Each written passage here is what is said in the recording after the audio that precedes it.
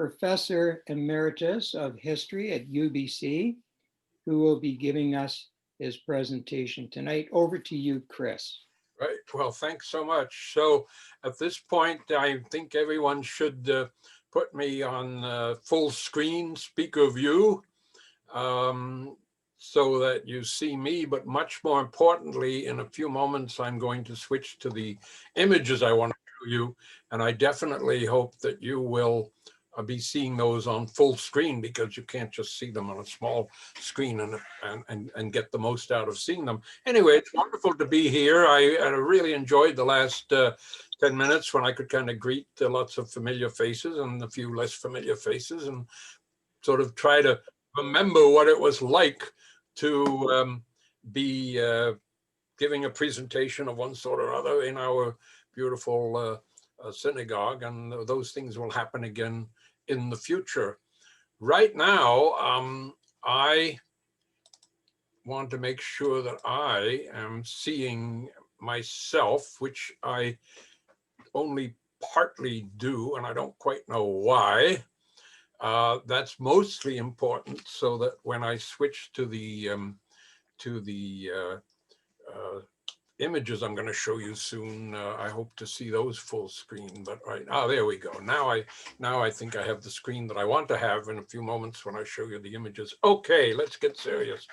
So, despite what Larry said, which I'm sure he didn't mean seriously, this is not a very cheerful subject, because I am going to be talking about something that's all on our minds, which is epidemics and pandemics. You know, I'm talking, if 100 people logged on, I'm talking to 100 experts on COVID-19. We've all become, in the last 9 months, experts on COVID-19, on the coronavirus. We didn't want to be, and I'm sure there isn't a person here, except maybe one or the other of you is a person in the medical profession with a special interest in epidemiology. Aside from that person, none of us wanted to be experts on COVID-19. The last thing any of us wanted, but it happened and it couldn't be avoided. So this is nothing I can claim any more expertise about than you already have as members of the public who have had to be informed about this. But you all know, and you've heard this too, that the current pandemic is by no means the first time the world has experienced a devastating epidemic or a pandemic. Yes. Human beings have been dealing with pandemics and epidemics for millennia. And the worst pandemics and the worst epidemics have been caused by a disease in the past generally known as the bubonic plague, or often just plague. And what I want to show you tonight is that we can learn a lot by comparing some of the episodes of bubonic plague, which took place in the past, with what we all know or think we know about COVID that we are confronting, that the whole world is confronting in the present. So, although I can't claim to know much more about COVID than you, I do know quite a bit as a historian about bubonic plague. And my own area of special knowledge and expertise as a historian has been the history of Europe in the 16th, 17th, and 18th century, which was exactly a time when the bubonic plague was the most serious medical problem in Europe. So the plague is something that I often confronted in my teaching, in my research. I came across it quite often in my research on the history of communities in Europe in that period. And it is also something I often describe to UBC students in my teaching, in my undergraduate courses, and sometimes also graduate courses on European and world history. So for the next 45 minutes or so, I'm going to primarily talk about what I know about, which is the bubonic plague. But at the end, I am going to then compare some of the important features of the bubonic plague with what all of us seem to know or have been required to learn about in regard to COVID-19 and how we are all dealing with it. Now comes a slight moment, a slight interruption when I try to download the images that I want to show you. And this is the first of the slides I want you to look at to think about where we're going to go in the next 45 minutes. So now this begins with, I've already given part of the introduction, of course, but I want to say something else. I want to add a very important point for us to think about. People in early modern and pre-modern Europe knew all about the symptoms of bubonic plague. What they did not know about is what caused this disease. And they couldn't possibly be expected to have known what caused the plague.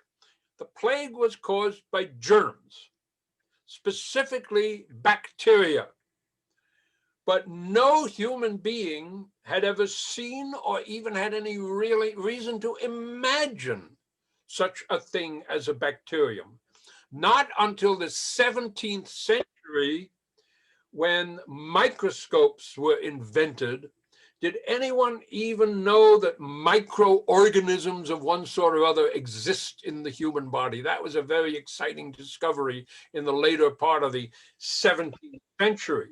But then it took another 200 years before scientists could make any systematic correlation between those microorganisms, which you could see many of, not all of, under a microscope, and specific human diseases.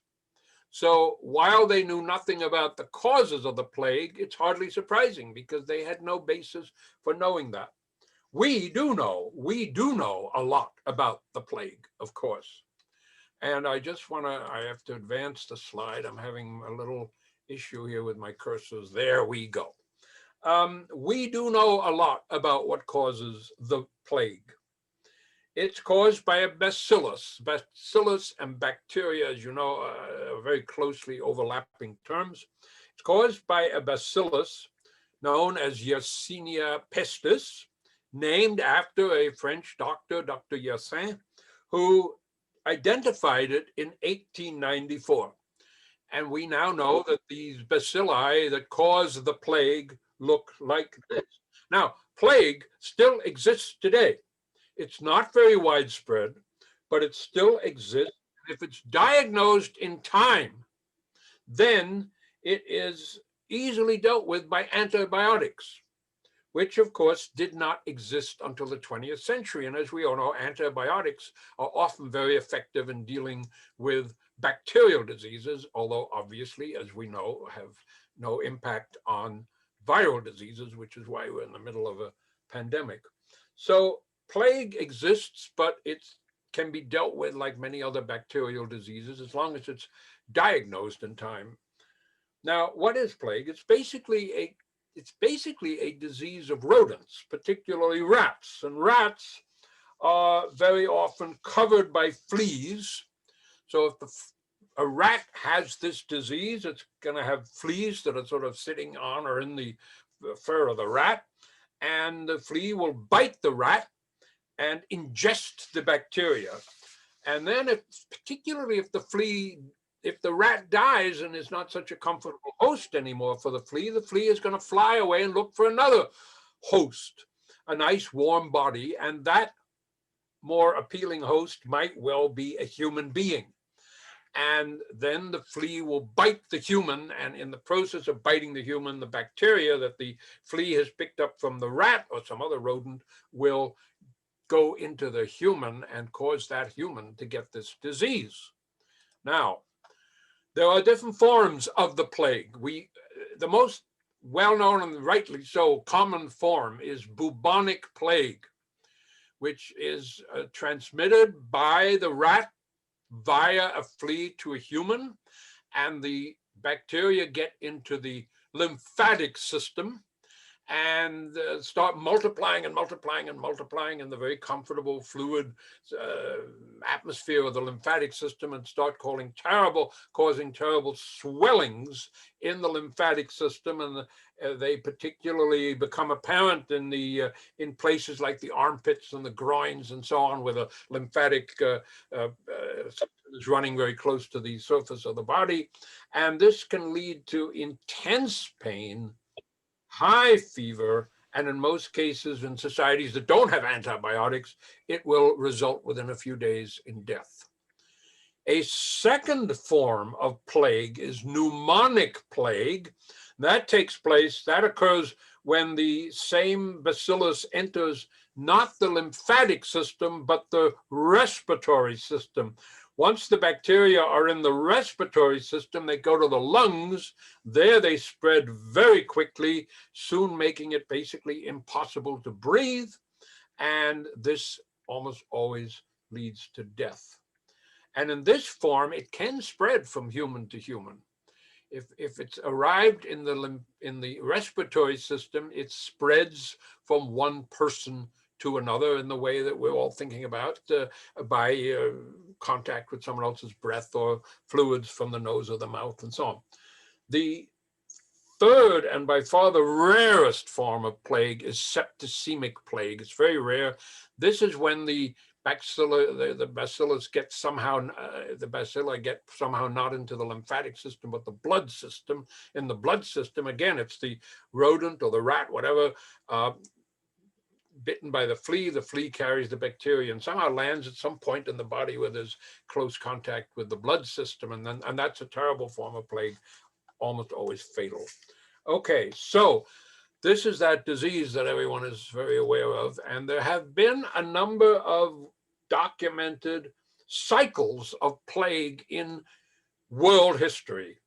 The most famous one began with the Black Death. There had been an earlier one of which we don't have as many details. It began in the time of the Byzantine Emperor Justinian. It's sometimes called Justinian's phase. This would be in the 6th century. We know it was very serious, but we don't know much about it. But a much greater and more widespread, even more widespread form of pandemic of the plague took place in the years 1347 to 1353, and is referred to as the Black Death. And it was a combination of bubonic and smaller amount of pneumonic plague. And I'm going to be talking about that in a minute. I just want to point out that after this pandemic kind of died out, the disease didn't go away, but it was instead replaced or succeeded by repeated local and regional epidemics, outbreaks of the plague, mostly bubonic plague, that took place in various places in Europe, but it was no longer a pandemic of the kind that had a great effect, which I'm going to talk about in a moment. The last outbreak of the plague in Western Europe was in 1722, but as I mentioned before, the disease is still around. Okay, so I want to start by having us think brief about the Black Death of 1347 to 1353. We know exactly how it came to Europe. Plague had been endemic in Asia for decades. At some point, it reached the Crimean Peninsula, and it's been very clearly established that it then moved by ship from the Crimean Peninsula. It arrived in Sicily in 1347, and the only plausible explanation is that rats who had this disease got onto the ship. Rats on ships is an old familiar theme. It's probably a more familiar theme even today than people like to admit. But rats routinely loved going onto ships. Often the ships had supplies of grain and so on in the hold. And ships, one or more ships from the Crimea came through into the Aegean and into the Mediterranean and brought the plague to Sicily. And from there it spread.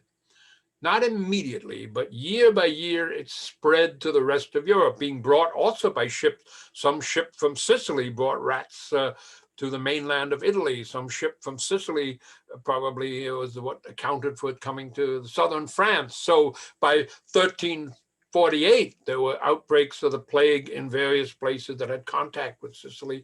And in the following years, it kept spreading. This is a very schematic map. It's not meant to, it's just meant to show the various parts of Europe that the plague spread to year by year until it pretty much disappears as a pandemic in 1353, by which time close between a third and a half of the population of Europe seems to have died. It was devastating episode or outbreak of the plague, in which why we call it a pandemic. Now, how did people in Europe react to this pandemic, which was unlike anything people in Europe were familiar with, and they didn't know or hear much about the plague of Justinian. There wasn't that transmission of information. So basically, for virtually everyone in Europe, this was a totally new and horrifying experience. And there were all sorts of different responses to this. Now, Europe, as you know, is a predominantly Christian civilization, and some Christians believed that God was punishing them for their sins. And large processions were organized in many parts of Europe, especially Germany, Low Countries, and so forth, but really in many parts, Italy too. These processions were organized, in which people called flagellants went from place to place, whipping themselves, and encouraging everyone else to do likewise, so that God would decide, since they were showing their penance for their sins by punishing themselves with whipping, God would in turn forgive them and stop punishing everyone for their sins and lift and eliminate the plague. But there were also other reactions. When a pandemic begins, and we have observed things of a similar character. When a pandemic begins, some people want to blame someone, not God. You can't blame God in their view. You know, God only does what is right and just in the world view of most religions. So they would have to, people would want to blame some other people for having spread this disease. And there was an obvious target. Now, Europe was predominantly Christian, of course, but there were Jewish communities in many parts of Europe, not all over Europe, but in many parts of Europe. Jews had been banished from certain parts of Europe, like England, but much of Europe had Jewish communities in France and Italy and Germany and many other parts of Europe. And the Jews were hated by most Christians because they were regarded as people who were morally responsible for the death of Jesus and who had stubbornly refused to convert to what Christians regarded as the true religion of Christianity. Rumors begin to spread that the plague was caused by Jews having poisoned the wells that Christians all over Europe depended on for their water. Now, there was a pope at the time, Clement VI, who issued a papal decree declaring that the Jews could not have possibly caused the plague, and persecution of the Jews should therefore stop. But this was generally ignored. People were so caught up in the horror of what they saw about them when people said, "Oh, it's the Jews who are poisoning our wells," ignoring what the Pope said. That message may also have not even reached a lot of communities. Many people continued to blame the Jews, and they were mercilessly put to death for having caused the plague in many parts of Europe. It wasn't all over Europe, but in many places, Jews were rounded up, accused of poisoning wells, often tortured to be made to sort of seem to be confessing that they had done this. And then people would gather a large number of Jews and put them, tie them to stakes or force them into a pit, and would then burn these Jews to death. They were set on fire and died, as you can imagine, an agonizing death. Now, there are many contemporary reports about the rounding up and burning of the Jews. And this was remembered and talked about for a long time to come. This is actually the first picture that I know of where someone tried to depict the burning of the Jews. So this is from over 100 years later after it happened, but the documentary information about the burning of the Jews was very extensive and shows that no attention in many parts of Europe, no attention was paid to what the Pope had said, because people said, these Jews have poisoned our wells, they're causing the plague, and persecuted them and murdered them in this dreadful way. So by about 1353, the plague as a pandemic died out. But as I said before, the plague did not go away. For over 350 years, plague continued to occur in Europe. It was no longer a sustained pandemic, but it recurred in many different places in the form of local epidemics. And it certainly was a disease that went from place to place. And we have a rough idea of how it was brought from place to place. Ships loaded with grain or wool or cloth, or wagons loaded with grain or wool or cloth would go from one town to another. And rats love grain, and they love wood, and they love cloth, and they love wool, I wanted to say. And they would go along on the ship, and when the ship landed, they would run off the ropes connecting the ship to the dry land, and they might leave the plague. And there were other ways, wagons full of grain and flour and or something like that. We moved from one place to another, and the rats clearly spread the plague from one place to another. And that's why you got over and over local epidemics. But instead of just making broad generalizations, I want to now illustrate the actual impact of the plague on specific communities, to really try to bring to life what did it mean for a community to experience the plague. And I'm going to focus on the 16th and 17th century, partly because this is the period of European history that I happen to know a lot about. In fact, and I want to sort of, and I'll be focusing mostly on cities. It also reflects the fact that much of my work as a historian has had to do with the history of cities and towns. Obviously, the plague was also in villages, and I know something about that too. But not only because I happen to know more about cities, but also because in the cities, the numbers of people affected by the plague were much higher, though that's the kind of community that I'm going to be talking about as by way of example. And I'm going to start with a town that I happen to know very much about, the small town of Nördlingen in southern Germany. And this is a town about which many decades ago, I did a lot of research on the history of this town in the 17th century. And what I learned about this town was the subject, in fact, of my first book. And one of the many things I did in trying to understand the nature of society in this city was to count up all the entries in the parish registers. Now, what was a parish register?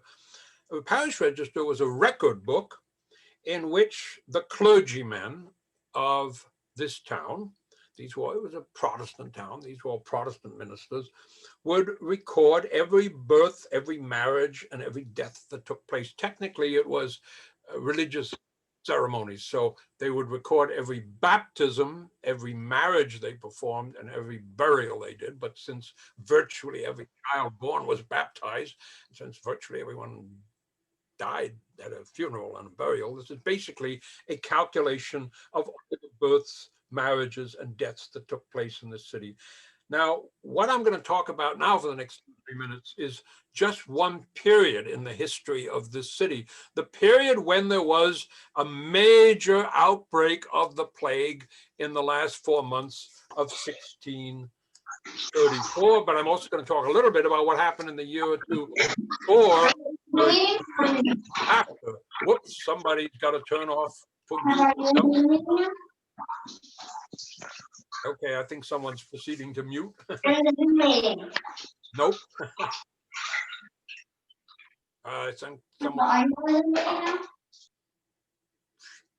Okay, good. Now I think we're back into the needed audio environment. Great, that's wonderful. So anyway, here's the town we're looking at, but I'm going to show you the figures that I developed based on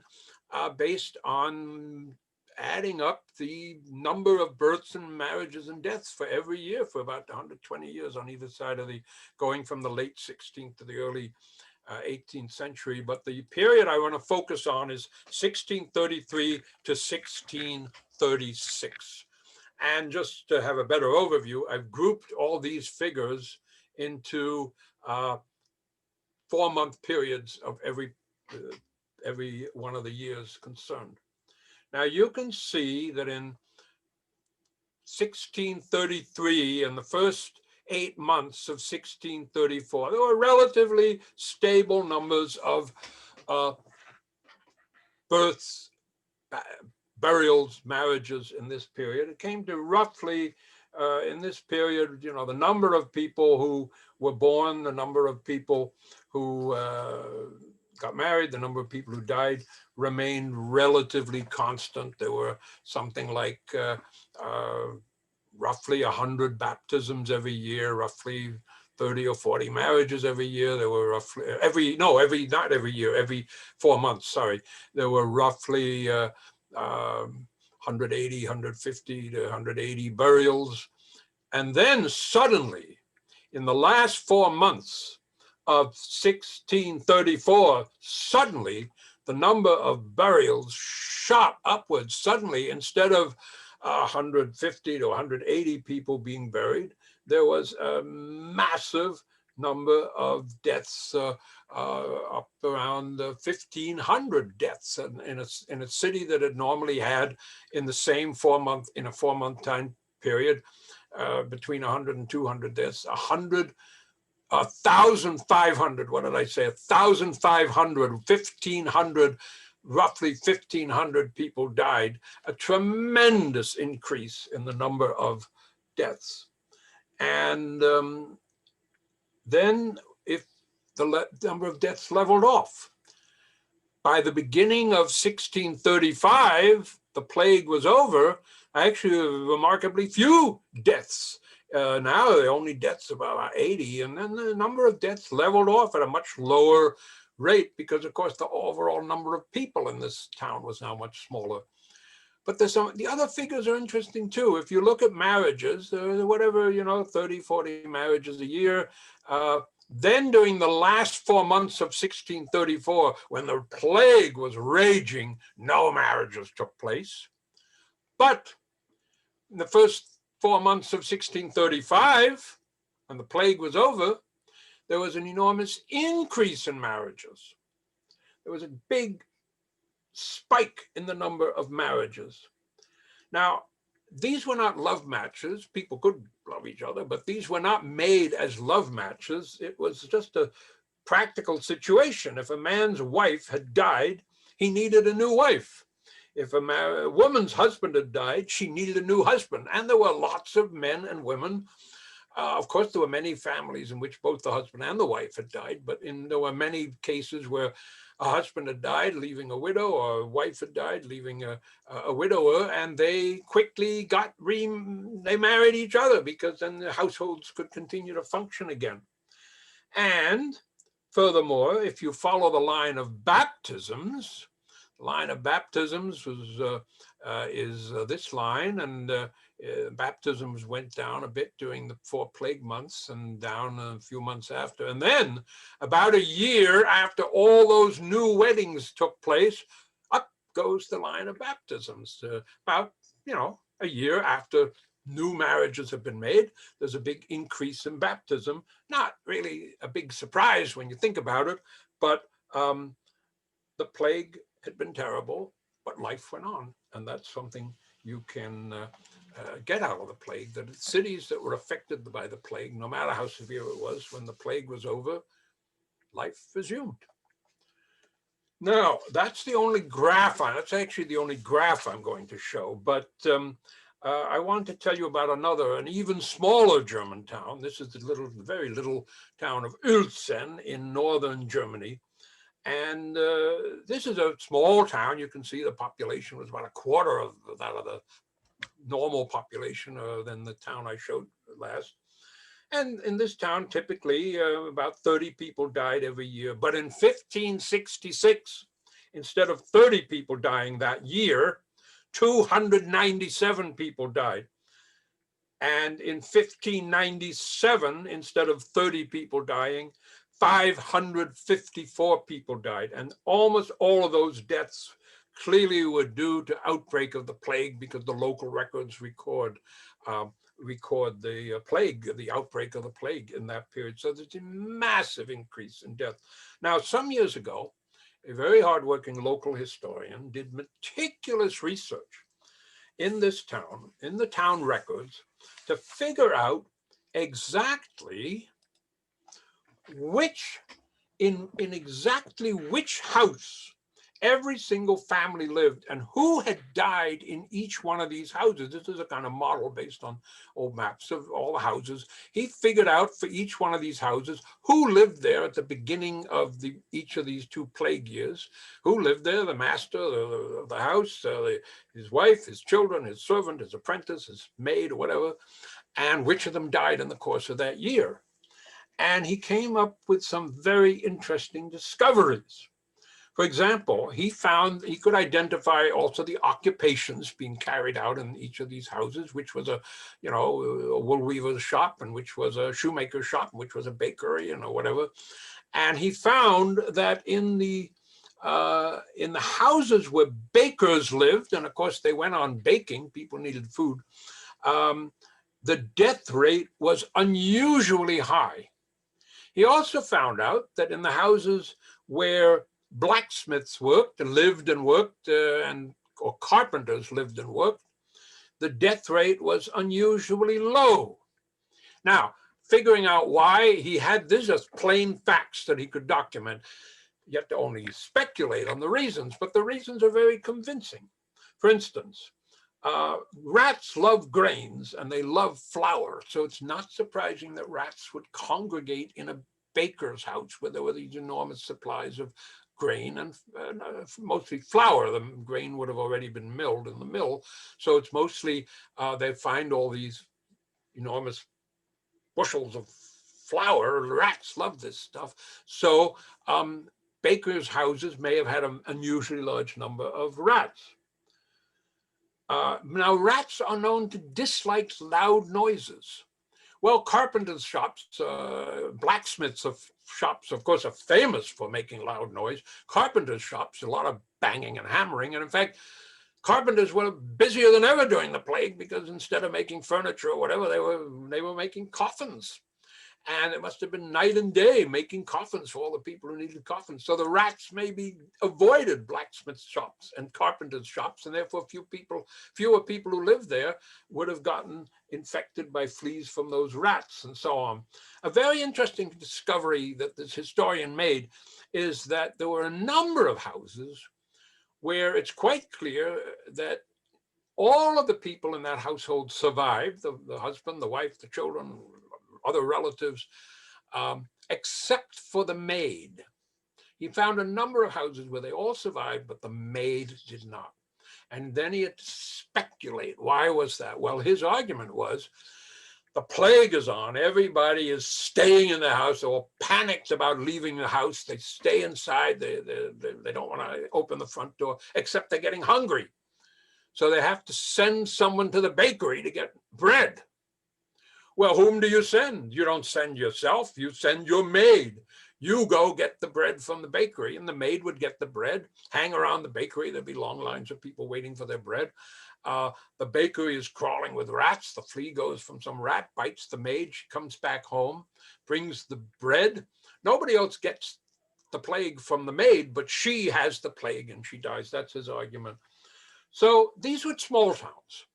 What if we move from small towns to the second largest city in Europe, which was soon going to, in fact, be the largest city in Europe, and that is, of course, London. What if we talk a bit about London? Because when we moved to London, now London had many outbreaks of the plague in the 15th, the 16th, and 17th century, so people in London were sadly familiar with the plague. But even so, by far the worst episode of the plague in London's history was in 1665. How many people died in London? Well, talk of parish records. Okay, that would be a good source. I knew it was. I know it was from the town in Germany. But London didn't have one church like the little town of Nördlingen. London had over 100 churches. And it would take a long time for a historian or a team of historians to add up for the huge city of London all the births and all the births and deaths and so on in each of those parish churches. However, the work was actually done for us 350 years ago, because London had a rule since the early 17th century. It had a rule that every week the pastor, the minister of every church in London had to report to a central office how many people had been born and how many had died in the course of that week. They had to send a weekly report to a central registry in London. And furthermore, the totals for each week were published and made available to anyone who wanted this information. Every single week, every church minister had to report how many deaths and was always supposed to report the cause of death, although these were not medical doctors and they had to make, they had to make guesses at what was the cause. But even if you weren't a medical expert, you pretty much could tell the difference between the plague and all sorts of other things that could cause a death. And this is just a randomly selected 1 week of the bill of mortality. You can see that the total number of births was 166, but the total number of deaths in that week was 5,319, of which 3,880 were definitely due to the plague, and probably some of the others were due to causes to which the plague contributed by making people sick and weak and so on. So we have this information, and what historians can do relatively easy is to take these weekly reports for the month by, from about April or May of 1665 to January of the next year, adding it all up. Then the numbers went up and down, but adding it all up, they calculate that about 100,000 people died in London during this 6 or 7 or 8 month period, and the great majority were people who died due to the plague. And this certainly is a very striking instance of what the plague could do to the city. It wiped out roughly a quarter of the population of London. Now, of course, we know much more than numbers. There are all sorts of other sources. There's medical treatises, there's official records of decisions made by city governments, how to deal with the situation. There are eyewitness reports about the plague. So we know much more than simply the numbers about cases of plague all over Europe. And I just want to mention what was probably the most famous of all the many eyewitness reports about the plague was the diary kept in the 1660s by Samuel Pepys. Samuel Pepys was a naval official, a naval administrator for the government of England. And he kept a very detailed diary of his life and life in the city he lived in all through the 1660s. It's a very famous work. But of course, that means that for the period of the second half of 1665, he had a lot to say about the plague. Now, as you can see, Pepys and his wife survived the plague. They both left the city for a number of months. But that was an option that was only available to the well-to-do or the well-off and the well-connected people. And of course, Pepys was. Poor people didn't have that option, and they had to basically stay in town, and they died in huge numbers. Okay, so there's all sorts of medical treatises and official records and eyewitness reports. They tell us not just how many people died, but how they understood and experienced the plague. And what do we learn from these records? Well, one thing we learned is this. As in the Black Death of the 1300s, there were different ideas about what caused the plague. There were some people who thought the plague was spread by bad, evil people who were determined to harm others. There was an example, there was a terrible outbreak of the plague in the Italian city of Milan in 1630, where a barber and his assistant were executed because it was believed that they had deliberately infected people with the plague by giving them poisonous ointments when they claimed to be giving them things that would help heal them or make them safe. But this was a rare case. And in fact, the attitude had really changed, and there were no, unlike the Black Death in the 16th and 17th and 18th century, there were no significant cases of accusing the Jews. The idea that Jews caused this had somehow disappeared and was not a major factor. And in fact, the idea that bad people are causing this deliberately had pretty much, it was very rare. What happened in Milan was very rare. But there were, of course, people who devoted a lot of time to trying to understand the plague. And I could say that there were two prevailing schools of thought about what caused the plague. Religious thinkers tended to say that the plague was sent by God as a punishment for people's sins. That idea had been around for hundreds of years.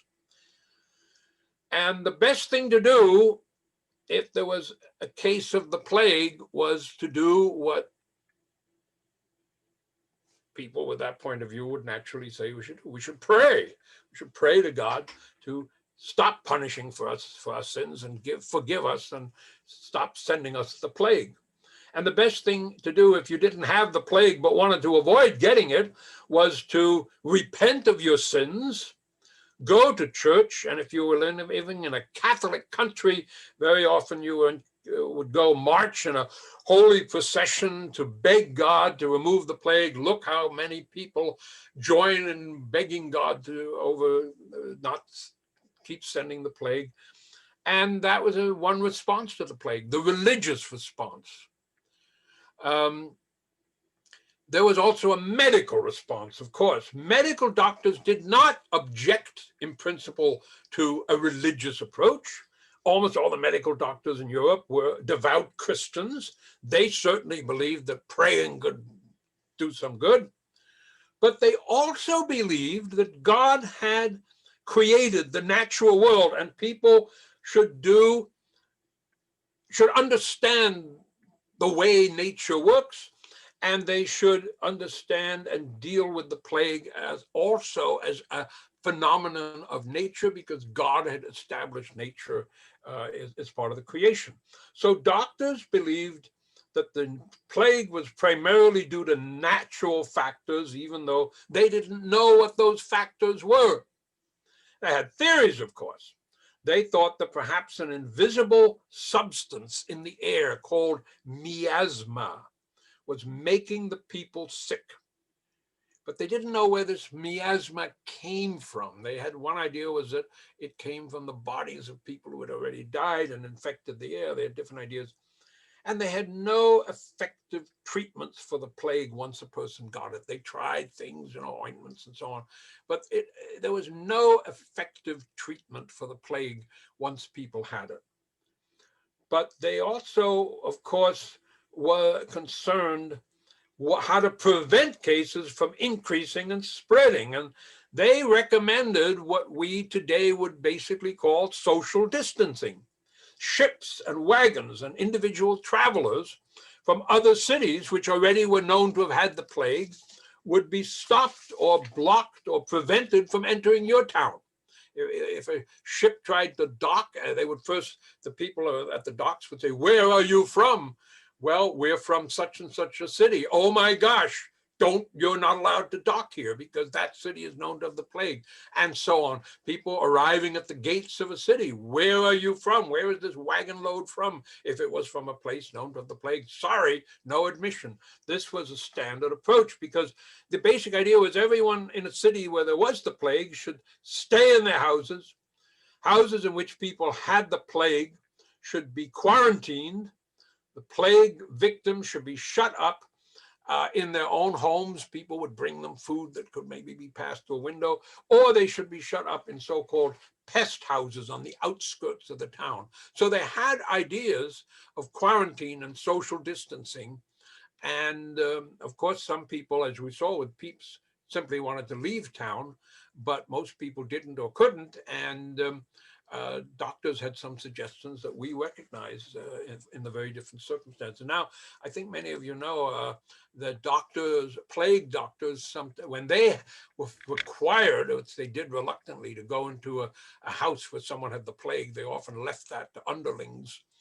But if a doctor had to go to where someone was thought to have the plague, they, in the early 17th century, a French doctor, Dr. Delorme, pioneered the idea of a mask for doctors who would come into contact with plague patients. And the idea is you opened up the beak of the mask and you put in a whole array of, boy, it reminds you of a Havdalah cup, but believe me, there was no connection. You put in you put in some spices and flowers and aromatic plants and so on. And there are all these theories that these things you put inside the beak of the mask would counteract the impact of the miasma and keep the doctor safe. And it's not at all clear how useful that was. In fact, it's pretty clear that it wasn't useful, but it was a standard thing. So there was a medical perspective, but there was also a very powerful religious perspective. I already illustrated that.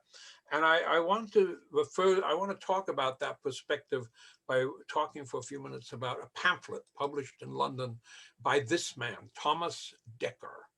Thomas Dekker was a playwright and what we might call also a kind of 17th century equivalent of a pamphleteer. He wrote a lot of plays.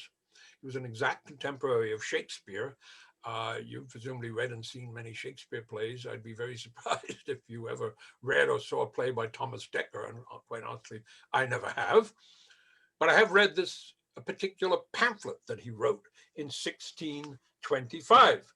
He wrote a pamphlet during the terrible plague of 1625. That was 40 years before the much worse plague of 1665. But even that, it's estimated, led to something like 20 to 30,000 deaths in London, a huge number. He wrote a pamphlet called A Rod for the Runaways. Now, it's something very interesting about this pamphlet. It's very common in those days when you wrote something to dedicate it to someone. Shakespeare did this all the time with his sonnets and so on. You dedicated what you wrote to someone. And actually, to tell you the truth, you dedicated it to someone of higher social standing than you in hopes that this person would be flattered and send you a little reward for dedicating it. So Dekker, who was always short of money, of course, he dedicated this. And he dedicated it to someone he knew or admired named Thomas Gillam, who practiced medicine. The word they used for what we would call practicing medicine was physic, as well as surgery. And they weren't always the same. Medical doctors and surgeons were by no means the same, but this Thomas Gillam practiced both physic, as they called it, and surgery. And as Dekker said in the dedication, to whom in an epidemial confusion of wounds should a man fly, but to physic and surgery. So it would sound as if he was very open to the medical approach. Well, yes and no, and more no than yes. Because take a look at the cover page, which had this picture. The title of the front of the cover of the pamphlet had this picture on it. And it's really quite, it gives you quite some insight into what Dekker thought the plague was all about. At the very top, as you can see, it says, "Lord have mercy on London." And in between those two phrases are the clouds, and from the clouds, lightning is coming down, and that lightning is in fact a sign of God's anger, and making clear that the assumption is that God is angry and punishing people for their sins. Now, at the lower left, there's people who are, well, there's lots of coffins here. In the middle, in the lower left, there are people, if you're wondering what they're doing lying there, or not very subtle here, it says, "We die." Over here are clearly people who are running away from London, but they're saying, "We fly." But who is following them? It is that skeleton is death. Death says, I follow you as you fly from London. And they're not getting very far, because here are people holding spears and staves to keep out the people fleeing from London. They say, we don't want you here. You're coming from London where they have the plague. So this is Decker's idea of what the plague situation is. He is primarily making the point in this pamphlet that the plague is, as I said, a punishment from God, and it's especially significant that so many people are trying to flee London, and in his view, they are all rich people. Rich people are leaving London. They're bundling up all their valuables and leaving London.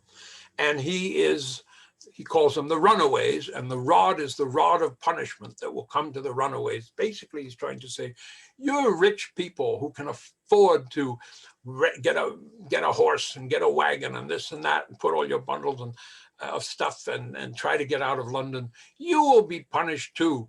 You are as guilty of sin as everyone else. And in many places you go, he tells stories about people who tried to escape, some rich person, but no place would take him in, and he'd die miserably in the field and so on. And he says to the rich that he's hoping will read his pamphlet, if you absolutely want to run away, then leave some of your money that you have with some local person at a church or something to feed the poor. The poor are starving in this time of plague. And if God knows that you fled from London, but you left money behind to help feed the poor who are too poor to even think of fleeing, maybe you will have a better future than some other rich person who died desperately in a field because he had no place to put them in. So it's a very moralistic pamphlet from that religious point of view. Well, I also want to talk a bit about the Italian cases. I began late.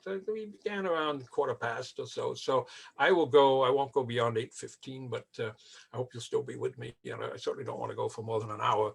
So but I do want to talk about Venice as an example of the religious perspective that was very powerful all over Italy. And Italy had, Italy, all over Italy, there were terrible outbreaks of the plague. And in Venice, there was a very bad outbreak in 1576 and another equally bad one, worse one, in 1630. Now, Italy is overwhelmingly Catholic. So Protestants taught that if you want God to do something, you pray to God. A typical Catholic response is, if you hope God will do something, you pray to the saints or you pray to the Virgin Mary, but you are praying to the saint or the Virgin in hopes that the saints or the Virgin Mary will then bring your prayer before God. And Jesus is, in the Catholic and the Christian thinking, part of the Trinity is God. Your case will be pleaded for if Mary or the saints do so. And this is a picture by a member of the painter family, Tintoretto, of the bottom are people who have died of the plague. Then you can see the city of Venice is emblematic city of Venice, praying to Mary to supplicate Jesus, her son, who is also God, to lift the plague and end the terrible plague in Venice. And indeed, there were not just prayers of individuals, there were processions and religious services and so on. And eventually, in both 1576 and in 1630, the plague did die out. So because they had been praying, they assumed that Mary had heard their prayers, or that Jesus had heard their prayers. So after 1576, a beautiful church, the Redentore, was built as an expression of thanks to Jesus, the Redeemer.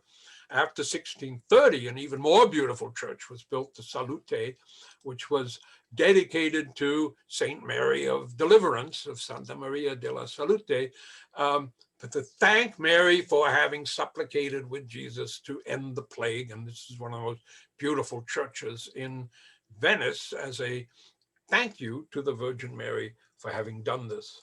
And in fact, many European cities have monuments or churches of one sort or other dedicated to Jesus or Mary or some saint for having ended the plague.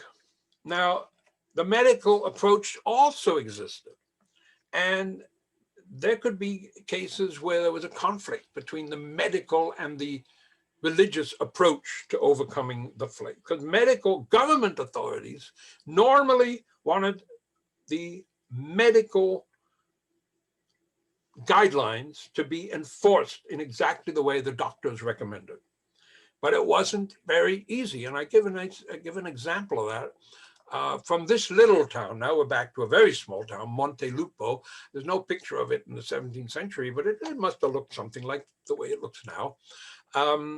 This little town of Montelupo, it was just 12 miles from Florence. And in fact, it was governed by Florence. It belonged to the government of Florence.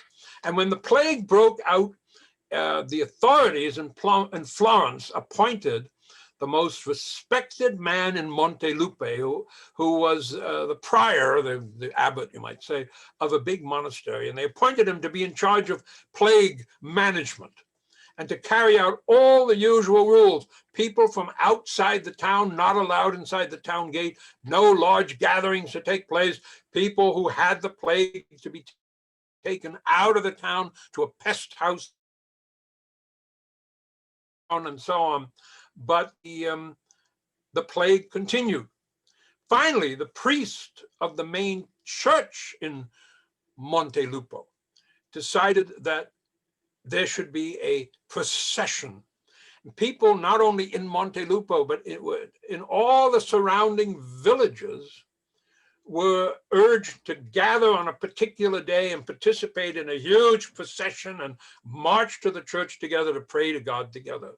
And the authorities were furious because they said, this is exactly what we've been trying to forbid. We can't have these big processions. We can't have everyone gathering together. The priest said, I don't care. We have to pray to God. None of these medical rules matter. Our obligation is to persuade God to end the plague. And this enormous procession and church service took place. As far as anyone can tell, it made no difference either way, because the plague continued for a few more months and eventually died out, as it normally did. Just give you one more local example. I want to say that all over Europe, there are eyewitness reports that of one sort or other. Pepys's diary is particularly famous, but there are lots of eyewitness reports, and they all show you that social cohesion and cooperation was severely challenged when there was an outbreak of the plague. And we can see this from the diary of a man named Miguel Parets. He was a tanner in the city of Barcelona in Catalonia. And it was the capital of Catalonia. It had a huge outbreak of the plague in 1651. And we know from his diary that in the course of just a few weeks, his wife and 3 of their 4 children all died of the plague. But Parets kept on writing his diary, and he describes touching stories of people risking their own health to help victims, but he also describes cases of social breakdown. And in fact, at one point, the guards in the city prison simply refused to do their job and abandoned the prison.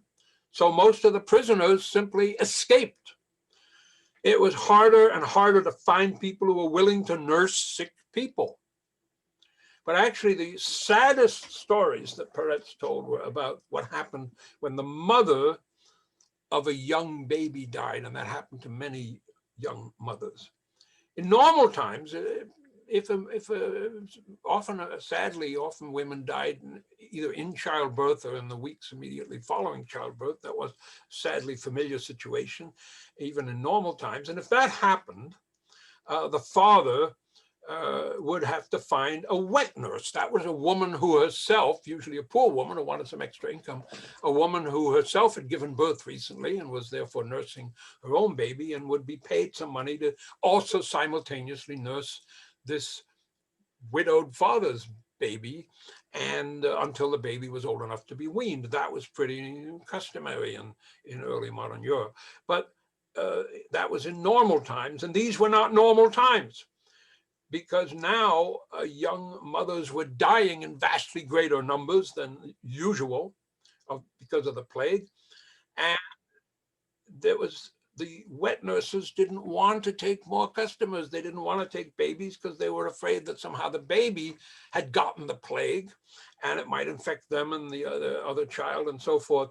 And so Peretz describes desperate fathers going from house to house, door to door, with a starving baby that hadn't had milk in days, and begging wet nurses to take this baby and give it a chance at life. And the wet nurse would say, "I'm sorry, but I just can't take that risk." And of course, the baby died. Bubonic plague was awful.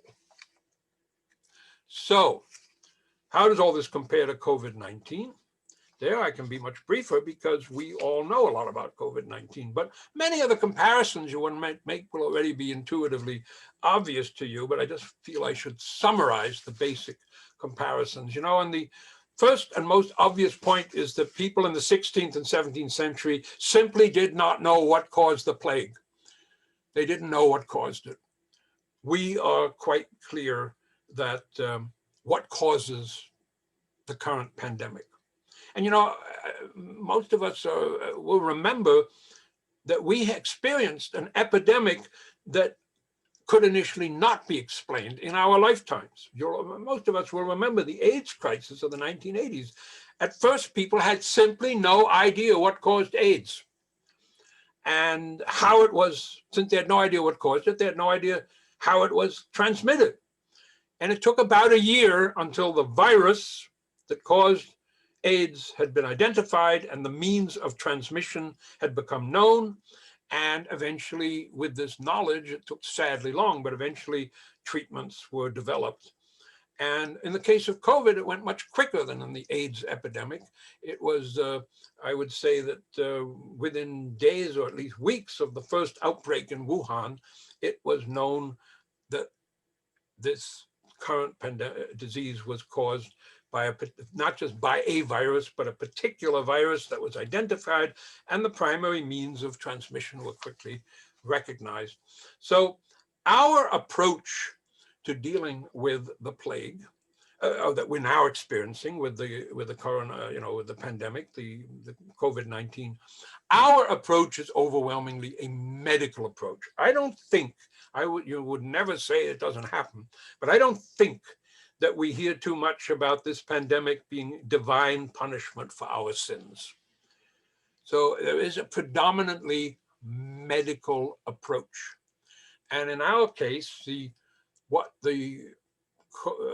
is believed to be the cause, the way in which this disease is transmitted, is actually the way the disease is transmitted.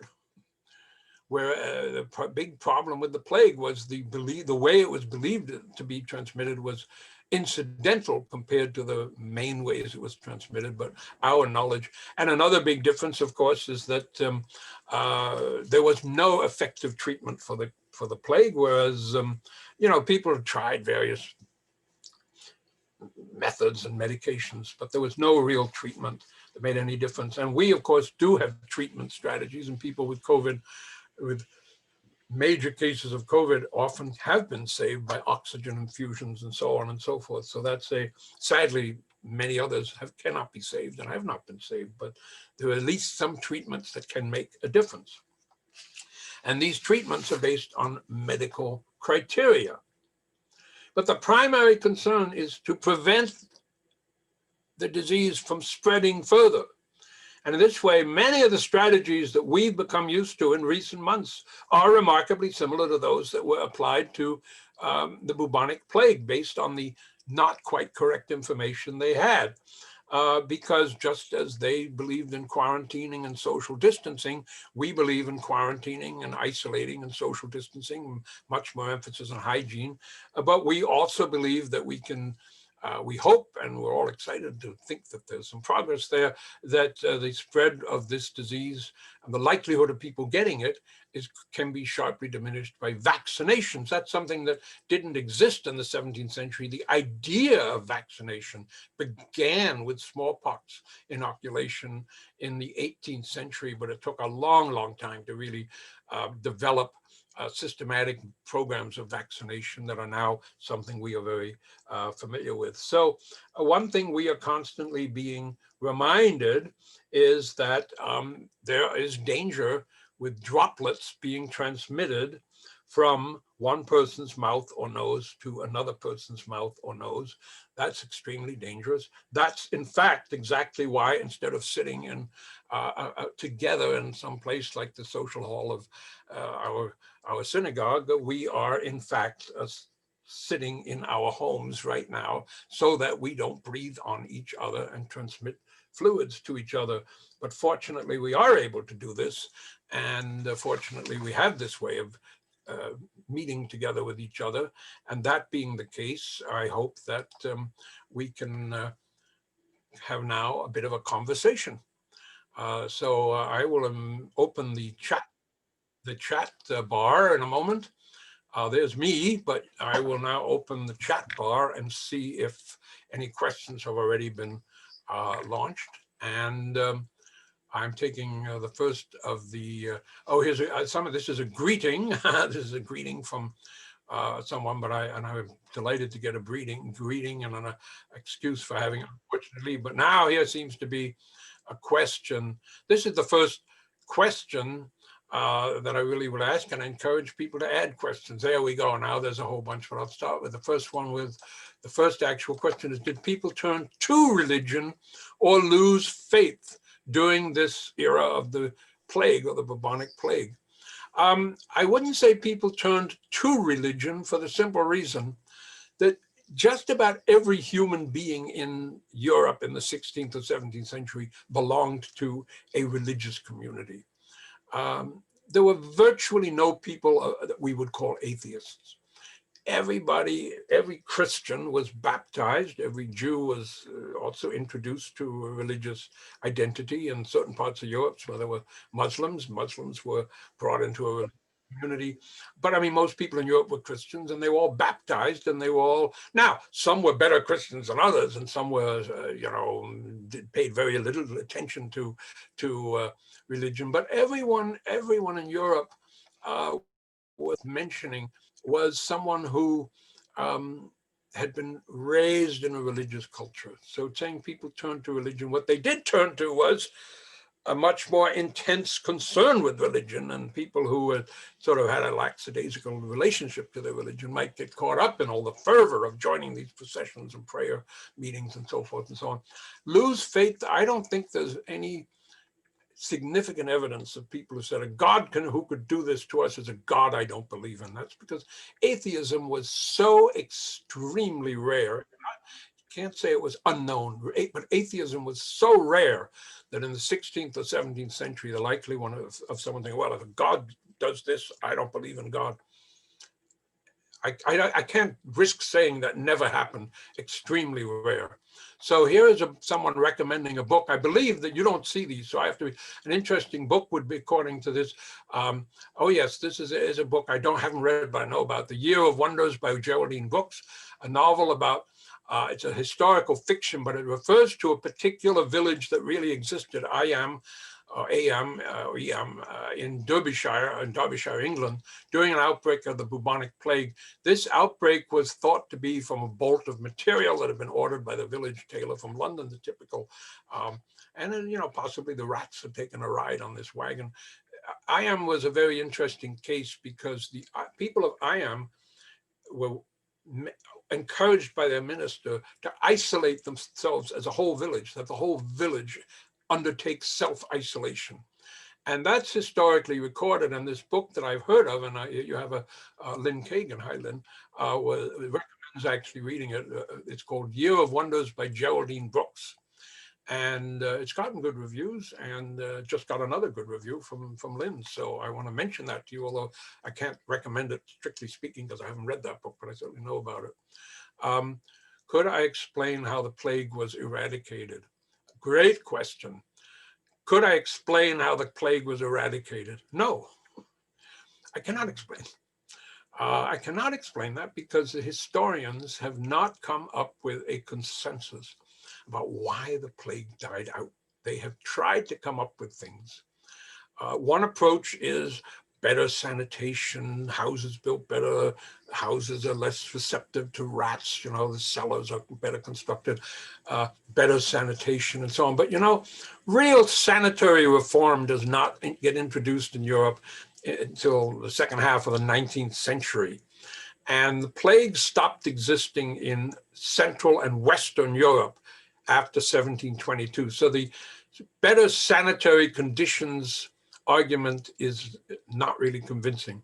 Another approach is changes in the rat population. There was a long time, many scientists thought for a while that the rats, the black rats that were the transmitters of the plague were replaced by brown rats, you know, that kind of thing. There was ecological changes within the rodent populations of Europe, and that the new strain of rats became dominant, and they happened to be a strain of rats that were much less susceptible to the plague. There's that argument. A third argument is that that the plague developed resistance. The populations developed more and more antibodies to the bacteria that caused the plague, and that this eventually reached that level where enough people in enough places had received the antibodies that made possible resistance to the plague that the disease ran out. So the question is, can I please explain how the plague was eradicated? I wish I could, but I can't, because historians are simply not agreed on that. And it is a very challenging question that historians would love to know the answer to. And this is from Kenny, and I hope in a certain number of decades there'll be an answer, but I don't know if I'll be around to give you that answer. Here's one from Judy, and it's basically the same question. This is the wording of this question is, does anyone know why the Black Death, the Black Plague of the first great outbreak died out in 1353? And the answers would be basically similar to what I suggested. And in fact, in the case of the Black Death, the more commonly proposed answer is around the idea of the factor being most important is the development of immunity responses from a sufficient number of people having gotten the plague, that the survivors had some kind of immune response. But basically the same. So the chart shows that the plague came in waves. The periods of 32, typically there would be periods of 32 years or so without significant deaths from the plague. Then they would spike again. Why? These are a wonderful set of questions. And I think one of the, as I always used to say to my students at UBC, and I would say the same thing to you, the best questions are always the ones I don't know the answer to.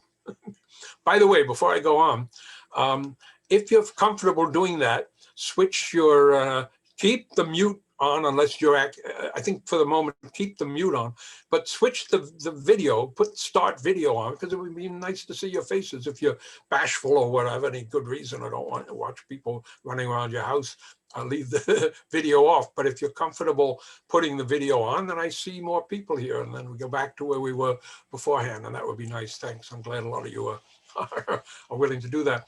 So the why the plague goes in waves of 30 years or so, which was not an unknown pattern. I mean, the case in London was, just to give an example, there was a terrible plague in 1603. Then the next one was 22 years later, 1625. And then for it was almost 40 years before there was another serious outbreak of the plague. So it wasn't always 30 years, but the idea that plague outbreaks might come roughly once a generation to a particular city is another really interesting question. And I would say that the answers, which have to be done by historians of epidemiology, which I make no claim to be, of course, might argue that there's something to do with immune responses that are functioning for a generation, but not really effectively transmitted to the next generation. There could be some arguments like that. Now we have someone jumping to 1918, and there I can feel less embarrassed about not being able to answer this question. It's an equally good question. And how was the Spanish flu eradicated? I think many, well, it had nothing to do with rats, obviously, but I think many of the same answers would apply in the case of the Spanish flu, that something along the general line of a growing immune response simply from people who got the flu, relatively mild cases, but they had, they were now immune to getting, and therefore there was, more people didn't get it and therefore transmitted to other people and so on.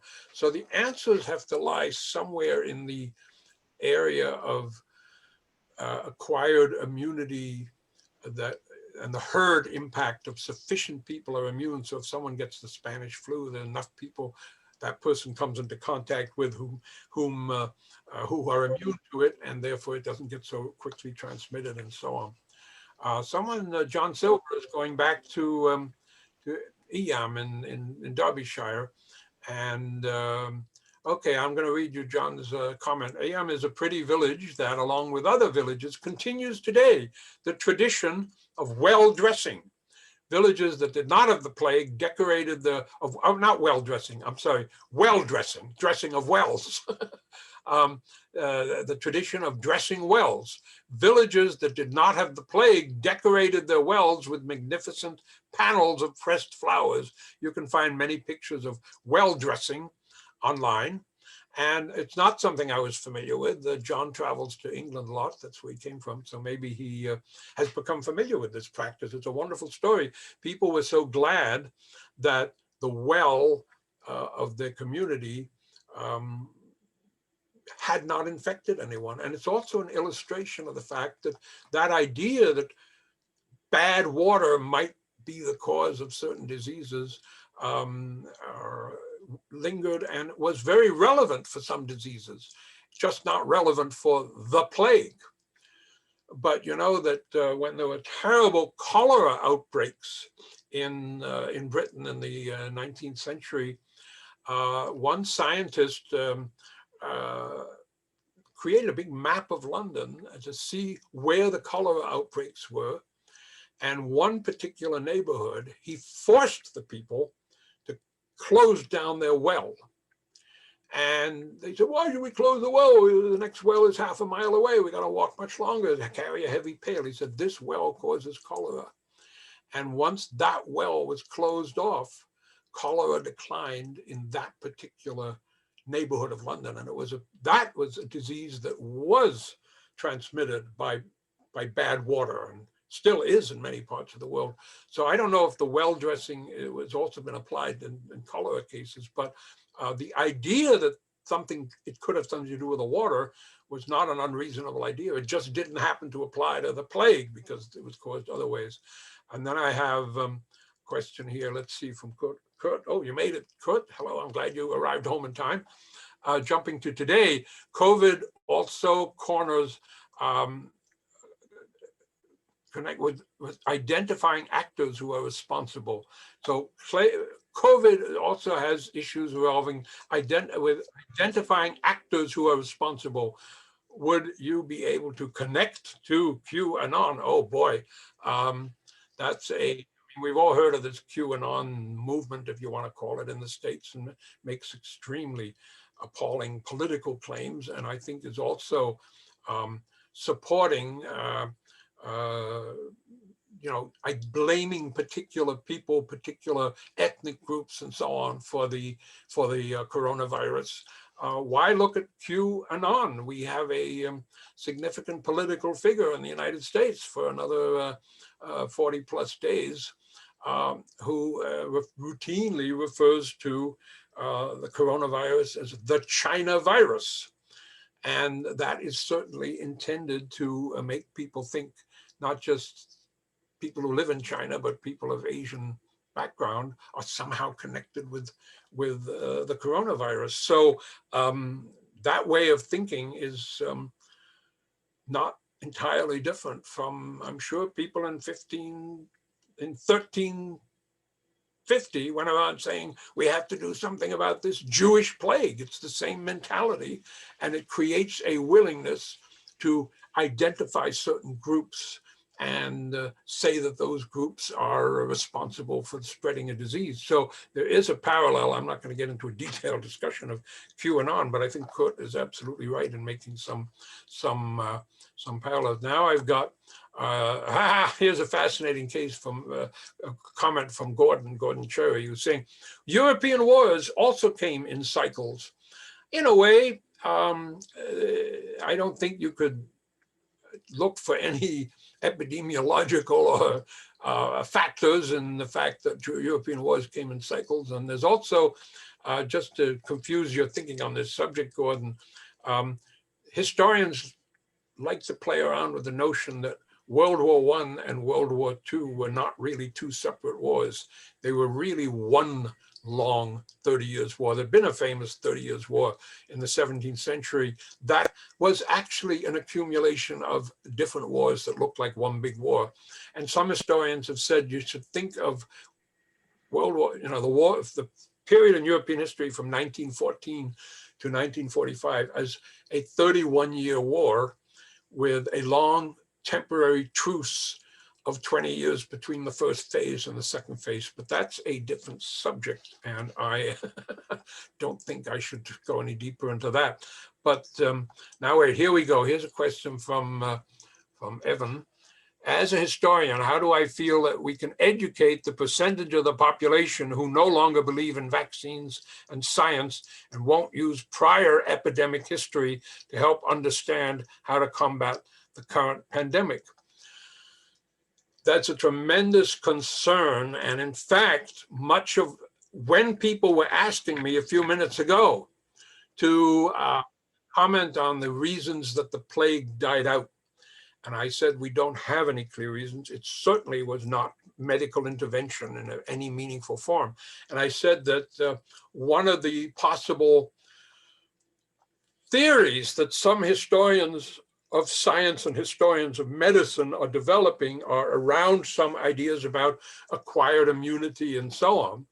That information would play right into the hands of the people that Evan's asking about, because they would say, aha, you see, historian says that maybe the plague just died out because enough people had it and that created herd immunity, and therefore, so why don't we just count on herd immunity to end this disease and that thinking, this anti-vaccine disease, this anti-vaccine ideology applies to many, many diseases, because the people who don't want to use vaccines often, that has to do with all sorts of things that very few people ever get anymore, chickenpox and mumps and so on.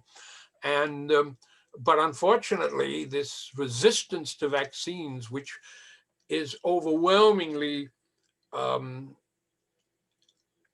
inconsistent with all serious modern medical and scientific thinking, would possibly find justification in some of the theories that are advanced by serious historians of medicine to try to account for the elimination, the disappearance of the plague at various times and places, because they know that actual medical intervention didn't exist. So I would not, so it's a fascinating question that Evan asked, and I would not particularly want anyone to listen to that section of what we've been talking about in this question period and say, listen to this, here's a historian who said we don't need vaccines. I do not say that, quite the contrary, you can be sure about that. Because I think with the knowledge we have of modern science, we know that vaccines are enormously effective. I mean, I'm old enough to remember people who had polio. Very few people have polio now, and so forth. I had chickenpox, I had measles and so on. My grandchildren have never heard of chickenpox and the measles because of vaccination. So I'm a big fan of vaccination, but I agree that here we go. Here's a comment, and I will stop in a little while. I'm going to go for a few more minutes. Noah writes here, how did government and individual behavior change or react to later outbreaks of the plague? Thinking of how we may get an annual coronavirus shot, perhaps see small outbreaks in the years ahead. Yeah, well, the first half of that question is, I would say that there was a big change between the Black Death of the 14th century, the mid 1300s, and the way plague was dealt with in the 16th, 17th, 18th century. And it wasn't that medical science made any significant advances in dealing with infectious diseases. They were just as unsuccessful in the 16th and 17th and 18th century in preventing the mass deaths of young children from childhood infections and so on. But somehow the medical profession as a profession came to be taken more seriously. In the 1300s, there was really no medical profession. Most medical doctors were really just offshoots of the church. By the 15th and especially 16th and 17th century, there was a well-established medical profession that had very high prestige, much higher prestige than they deserved in terms of their very low rate of clinical results. But they had enormous prestige, the whole medical programs at universities. And because those doctors were often saying that these quarantine measures and so forth and so on should be practiced, though government authorities took them seriously. So there was a big switch from the 1300s to the 15, especially 16, 1700s. But had more to do with the growing prestige of the medical profession than any real results that they had. And here is, this is a sadly convincing comment from John Silver, who says, yes, end immunity will work if you are prepared for vast numbers of dead as part of the process. Yes, that is what we believe. And now we know that probably the Black Death and the end immunity process worked at the cost of a third to half of the European population being killed off. Well, that happened in the 14th century, in the 1300s. I don't think any human society is willing to lean back today and let a third to a half of the society of its population die of the coronavirus so that the survivors will have that end immunity experience. That's why we are desperately hoping that the vaccines will be effective. And that's why everyone here, by definition, is practicing social distancing, because you didn't come to my house and say, I want to hear this talking person in your living room.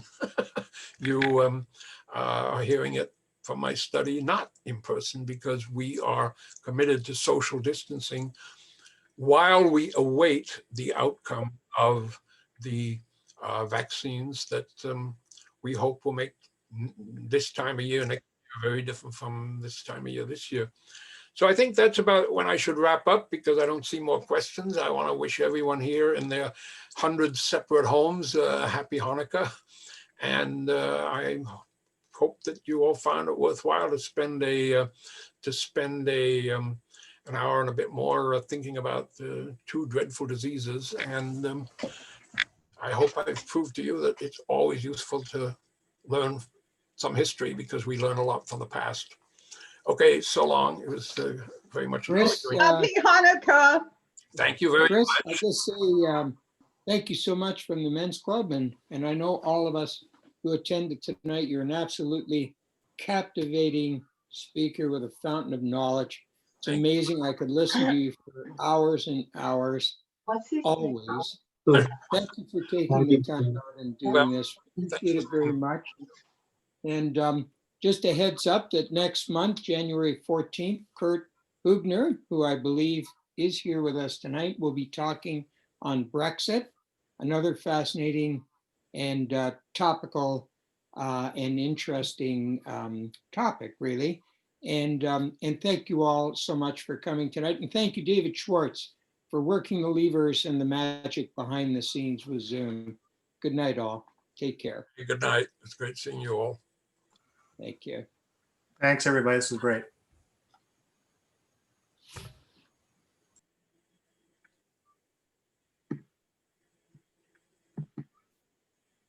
Be the only people left here. Tell them, Melissa. All right. Really enjoyed it, Chris. Thank you. Right, I'm just going to stay online. I'm just going to stay here for a moment. Sir, did you read my comment to you? Judy, I will, I missed one or two comments. I think I did find it. I'm going to look at it again before the chat bar disappears. Here we go.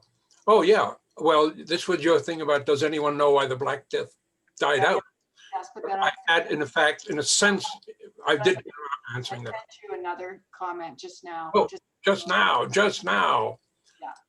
Oh, well, very nice. Well, thanks so much. I'm glad to, great seeing you again. Judy Morris. I probably still have, I've saved my old class list. I find you, was your name Morris then? Yeah, I have my papers that I wrote for you. Still. Okay.